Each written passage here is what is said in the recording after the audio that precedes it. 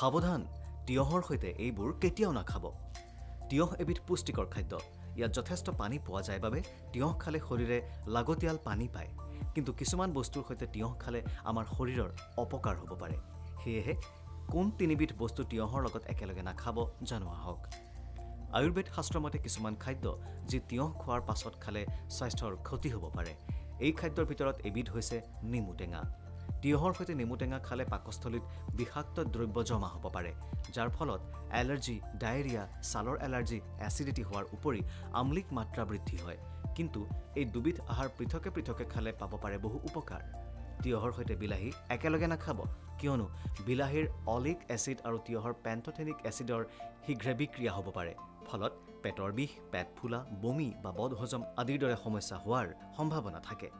তৃতীয়তে, তিয়হৰ সৈতে একেলগে পানী খাব নালাগে।